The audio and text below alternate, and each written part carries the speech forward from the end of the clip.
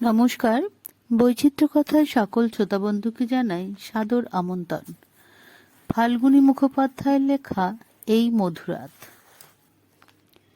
ঠিক সন্ধে 7টার সময় মঞ্চে সিল্কের পর্দাটা আস্তে আস্তে দুপাশে সরে গেল।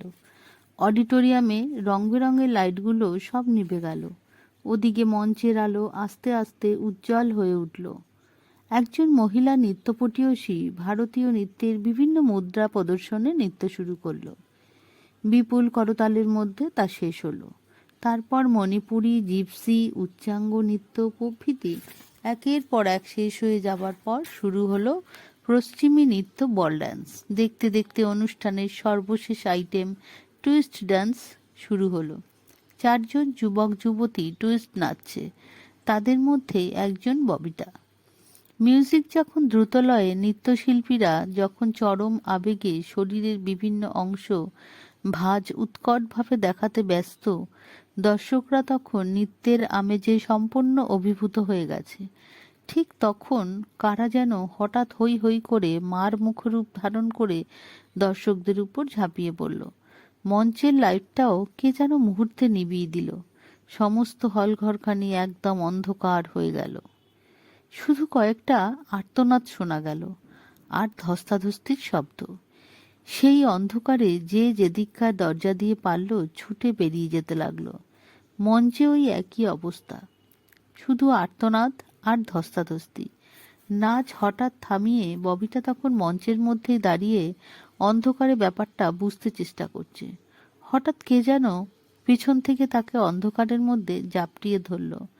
ববিতা টু শব্দ করার আগেই তার মুখটা কাপড় দিয়ে বেঁধে ফেলেছে। লোকটা ববিতাকে পাজাকোলা করে তুলে নিল, কিন্তু যেই গ্রিন রুমের দরজা পেরোতে যাবে অমনি সে খেলো চরম আঘাত। কে একজন এসে এক ঝটকায় ববিতাকে তার কাছ থেকে কেড়ে নেয়। তারপর দুজনে ববিতাকে হরণকারীকে ধাক্কাতে ধাক্কাতে নিয়ে অন্ধকারের মধ্যে অন্তর্হিত হয়। ববিতার মুখের কাপড়টা খুলে দিতেই ববিতা চেঁচিয়ে ওঠে, কে? আমায় ধরে নিয়ে যাচ্ছে এরা, আমায় বাঁচাও। চিৎকার শুনে দুই একজন পালাতে পালাতে শুধু এক নজর ববিতার দিকে তাকালো মাত্র, কিন্তু তার বেশি নয়। কেউ এগিয়ে এলো না ববিতাকে সাহায্য করার জন্য। অসহায় অবস্থায় যখন ববিতা কাঁদতে শুরু করেছে, তখনই এক বলিষ্ঠ হাত তার পিঠে এসে থামে। পুরুষ কণ্ঠে কে যেন বলে ওঠে, আবার তুমি টাইট ড্রেস পরেছ? তুমি এখানে? ববিতা প্রশ্ন করে। হ্যাঁ, লুট করতে এসেছিলাম। এই বলে শামু চলে যাচ্ছিল। ববিটা তাড়াতাড়ি বলে উঠল, দয়া করে একদিন আমার সঙ্গে দেখা করবেন, কিছু দরকারি কথা ছিল। বেশ, কাল রাত 10টায় ইউনিভার্সিটি ফার্স্ট গেটের কাছেই আমায় পাবে। একা আসবে, নইলে পাবে না। বিদ্যুৎ চমকের মতো হঠাৎ সবকটা লাইট জ্বলে উঠল। শামুও যেন ভেলকিবাজির মতো সেই মুহূর্তে ববিটার পাশ থেকে অদৃশ্য হয়ে গেল। হলের মধ্যে মৃণালরা তখন দাঁড়িয়ে রয়েছে। রঞ্জনের কাঁধে কে এক যেন একটা মারাত্মক অস্ত্র দিয়ে আঘাত করছে। তার এক বন্ধুর স্ত্রী গা থেকে দুজন লোক সমস্ত গয়না সে অন্ধকারের মধ্যে জোর করে খুলছিল। সেই সময় রঞ্জন বাধা দিতে গিয়েই তার ওই অবস্থা হয়েছে। ভদ্রমহিলা কাঁদছেন। সবিতা ও কবিতার গায়ের গয়নাগুলো সব খোয়া গিয়েছে। কি সবাই তখন আহত রঞ্জনের শুশ্রূষা করতে ব্যস্ত। অনেক রাতে রঞ্জনকে হসপিটালে ভর্তি করে দেওয়া হলো। প্রচুর রক্তক্ষরণের জন্য সে সম্পূর্ণ নিস্তেজ হয়ে পড়েছে। পরের দিন সমস্ত দিনটা ধরে আপ্রাণ চেষ্টা চালাতে থাকলো রঞ্জনের চিকিৎসার। জমে মানুষে টানাটানি চলতে লাগলো। বিকেলে ডাক্তার বললেন রক্ত লাগবে। যে গ্রুপের রক্ত প্রয়োজন তা তৎক্ষণাৎ স্টকে পাওয়া গেল না। কবিতা, সবিতা, ববিতা সকলেই এগিয়ে এলো রক্ত দেবার জন্য, কিন্তু কারো রক্তই রঞ্জনের গ্রুপের সঙ্গে মিলল না। তবু চেষ্টা চলতে লাগলো। শুধু মৃণালের রক্ত খানিকটা নেওয়া হলো। এদিকে পূর্বের কয়েকটা ঘটনাতেই শামুর প্রকৃত পরিচয়টা ববিটা কিছু আঁচ করেছিল, কিন্তু সেটা পরিপূর্ণ আবিষ্কারের জন্যই সে বাবার মোটর সাইকেলটা নিয়ে রাত 10টায় নকশালবাড়ি খড়িবাড়ি রোড ধরে রওনা হলো। বেপরোয়া মেয়ে হলেও যতই ইউনিভার্সিটির কাছে এগিয়ে আসতে লাগলো, তার বুকটা দুরুদুরু করতে লাগলো। ফার্স্ট গেটটার সামনে আসতেই দেখলো কেউ কোথাও নেই। স্টার্টটা বন্ধ করে দিয়ে যেই মোটর সাইকেল থেকে নেমেছে অমনি কে যেন পিঠে হাত রাখলো। ববিটা দারুণভাবে চমকে ওঠে। মোটর সাইকেলটাও পড়ে যাচ্ছিল। হঠাৎ সেটা শামুই ধরে ফেলল। খুব ভয় পেয়ে গেছো তাই না? শামু প্রশ্ন করে। কি যে মানুষ তুমি, এক্ষুনি ফিট হয়ে যেতাম। তুমি না হয় গুন্ডা, তোমার ভয় ডর কিছু নাই। আমি তো তা নই, উপরন্তু মেয়ে ছেলে, ববিটা উত্তর দেয়। মিষ্টি হেসে শামু বলে, তাই নাকি? চলো ওখানে গিয়ে বসি। দুজনে রাস্তার একধারে ঘাসের উপর গিয়ে বসে। পাশেই মোটরসাইকেলটা দাঁড় করিয়ে রাখে। শামু প্রশ্ন করে, কি ব্যাপার বলো তো, হঠাৎ তলব? উত্তরে একটু হেসে ববিতা বলে, এমন কিছু নয়, তোমার সঙ্গে এ যাবৎ ভালো করে কথা বলা হলো না। যখনই দেখা হয়েছে তখনই একটা বিপদের মধ্যে, তাই একটু সময় করে নিলাম আজ।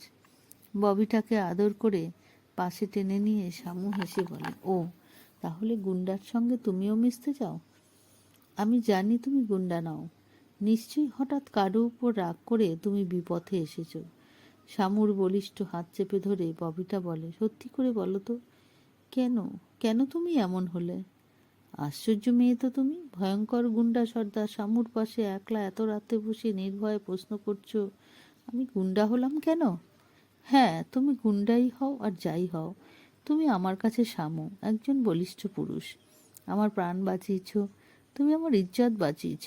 তোমাকে আমি ভয় পাই না, তোমাকে আমি ভালোবাসি। তা না হলে বাড়িতে অসুখ থাকা সত্ত্বেও একা এত রাত্রে এত দূর আসতাম না তোমার সঙ্গে দেখা করতে। তোমায় আমি ভালো পথে আনতে চাই। বলো বলো তুমি কেন গুন্ডা হলে? বেশ, তবে শোনো। আস্তে আস্তে শ্যামু বলতে শুরু করে তার সংক্ষিপ্ত জীবন কাহিনী।